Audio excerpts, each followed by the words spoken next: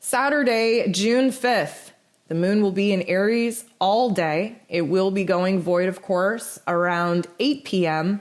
and will land into Tauran energy early Sunday morning. So we are going to get the bulk of the day in Arian energy. Now, this is going to be a semi-challenging day. I will not lie to you. We are being challenged and challenged and challenged again. We are in retrograde season, which is why we are being challenged over and over again, because retrograde season is an opportunity for us to stand up in our new power, in our new energy, and prove to the universe that we've learned the lessons, that we're ready to boss up, we're ready to mature, we're ready to move on. And we're also in eclipse season, which is showing us things that are out of our control, that we have to surrender to, that we just have to recognize, that we don't have as much control in this physical realm at this time as we would like. So the moon in Aries makes 7 different aspects throughout the day. One of the big events, I would say, is that the moon has a conversation with Venus.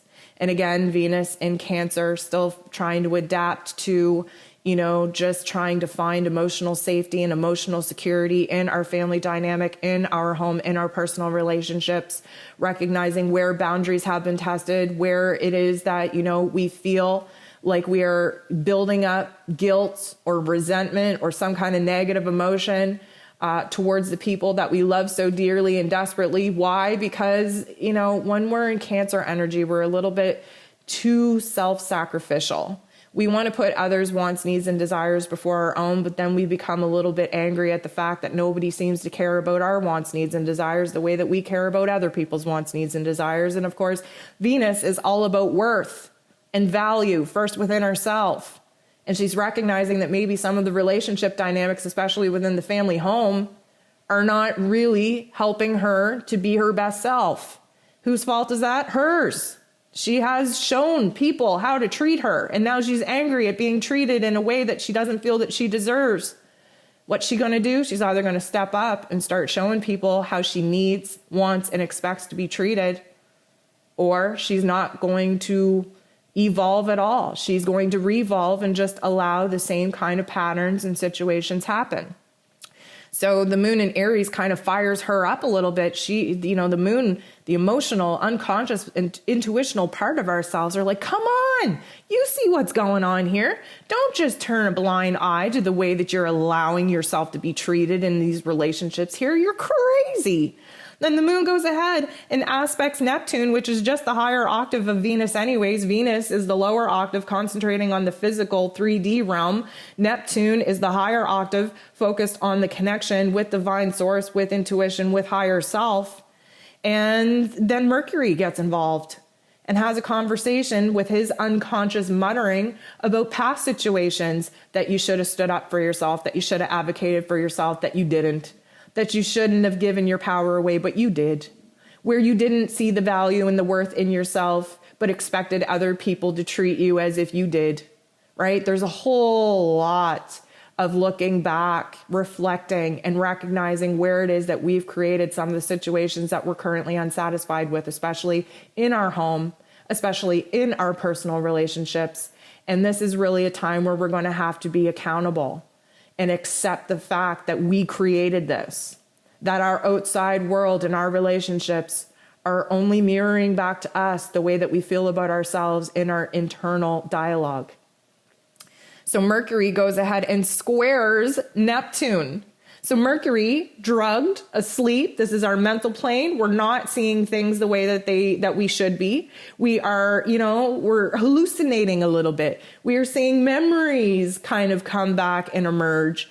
We are, of course, in a square providing attention, a crisis point, and Neptune being in Pisces is a little bit delusional, is a little bit vague, is a little bit dreamy. Things are not as they appear.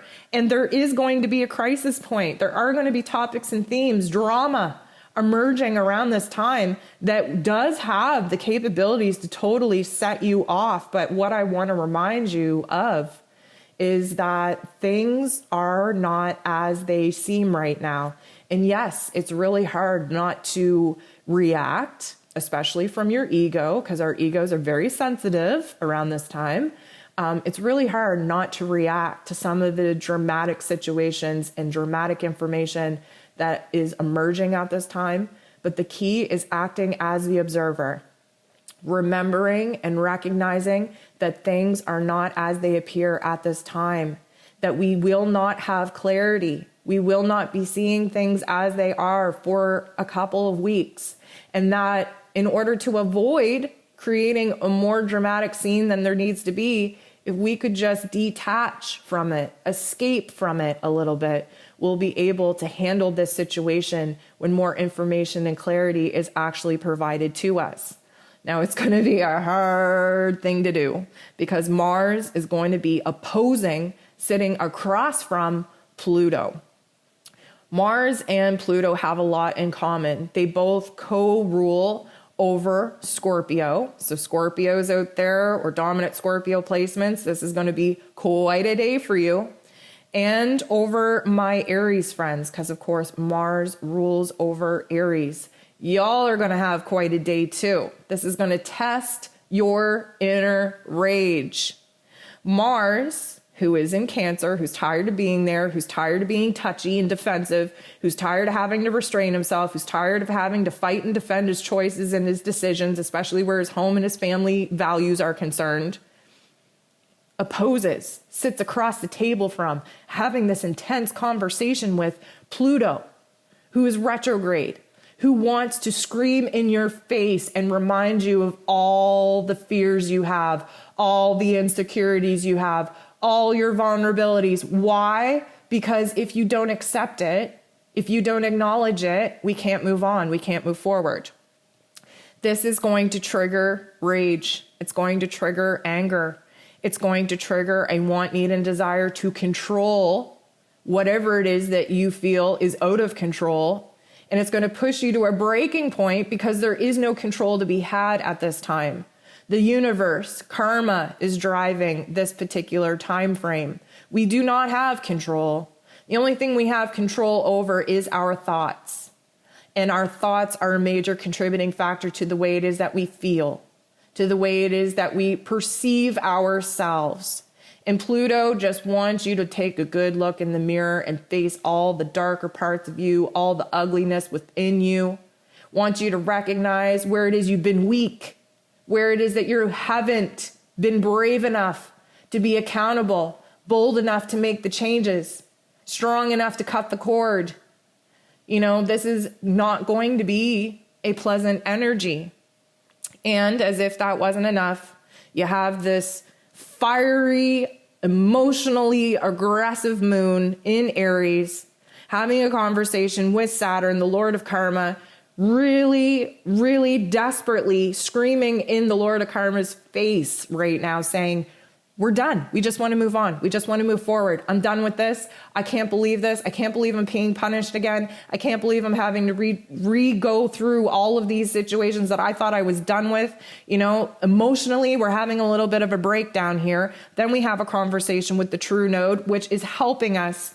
And it really is the only help that we're getting here today, trying to help us focus on the future. Why? Because the present moment isn't so good and the past is so loud in our face right now that we just don't want to deal with it. We want to check out completely.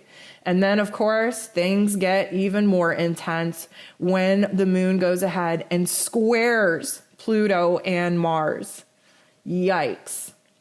So again, Pluto really turning the volume up on some very intense, darker emotions. Fears, insecurities, vulnerabilities, rage, anger, and of course, Mars in Cancer, hypersensitive, wanting to fight, wanting to defend.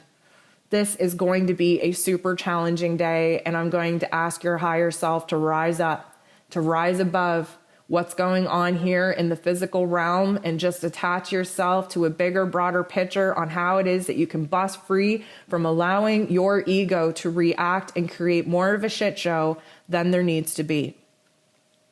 So that is your energy forecast, wrapping up the end of May and jumping into the very first week of June. A couple of things I want to remind you of. The AstroTarot forecasts are dropping on social media.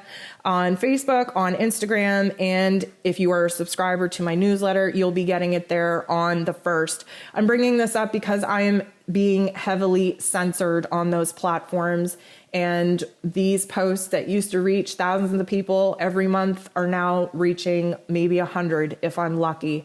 I really want not only you to be totally informed of what it is that you can expect for the month of June, but I would love for you to share that information and that knowledge so that we as a collective can be in alignment and unified with one another moving forward into what is going to be a very wild month. I also would love to remind you that this would be a perfect time to go ahead and subscribe to the monthly forecasts, the zodiac forecasts that are going to drop on the 1st as well. Yes, you can download them one at a time for $11 each, or you can subscribe for $11 and get all 12. I also want to bring up the fact that this would be a beautiful time for you to subscribe to the monthly moon guide or monthly moon readings. I say this because it is with a little bit of excitement on my part, but also a little bit of sadness for my clients that I am stepping away from doing one-on-one consultations. My private sessions, although powerful for the individual, I am being called to step up in a bigger, broader way where I can connect with a lot more people at one time, which means that I need to refocus my attention and my energy. So I will be limiting my one-on-one sessions. So if you want to stay in touch and if you want to have continued access to me, the best way to do that is to become a monthly moon reading subscriber. That way you get mini readings twice a month for me. You stay on track, you get the information from your guides, and you don't have to worry about how long it's going to take in order to book a one-on-one session.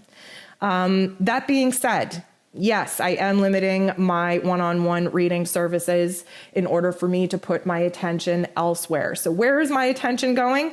It is going to be focused on building some mini courses for you guys.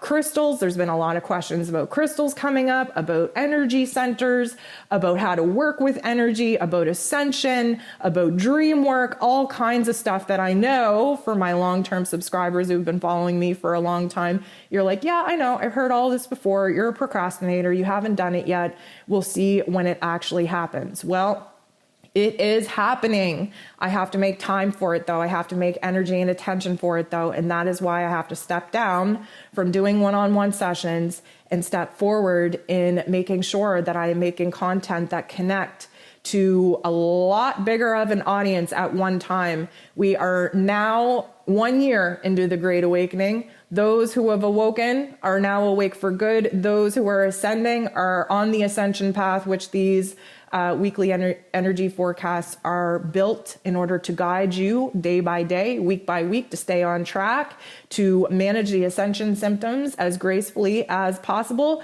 That will not change. But I am also trying to build a private podcast for the subscribers that want one-on-one access, that want to be able to ask questions and have them answered, to basically have control on what topics and themes we talk about, where it is that you're at on your path. Of course, if you're on a particular point in your journey, there are thousands, probably millions that are exactly where it is that you're at. And therefore, the information, the answers to your questions can help a lot more people than just you. So I'm really trying hard to build a little bit more of an open community forum where we can all benefit and where I can reach more people than just one at a time. So with all that being said, I want to thank you for your love, for your support. These weekly energy forecasts will continue. All of the free content that I put out in the newsletter and on social media will continue. The only thing that is changing is the amount of one-on-one sessions that I will be doing. I'm really trying to bring that number down as low as possible to free up my energy and attention for much bigger things. So that is your energy forecast. I want to thank you once again for tuning in, for your love, for the support. And again, June 1st is when all the new info drops. The Astro Tarot forecast, the new monthly subscriptions, June's energy forecast, going to be a blast. I will talk to you very soon. I will be back next week to let you in on what is going to be a super powerful eclipse new moon early on in the month, and of course, how it is that we're going to use that to our advantage. I hope you have a beautiful week, and we'll talk to you soon.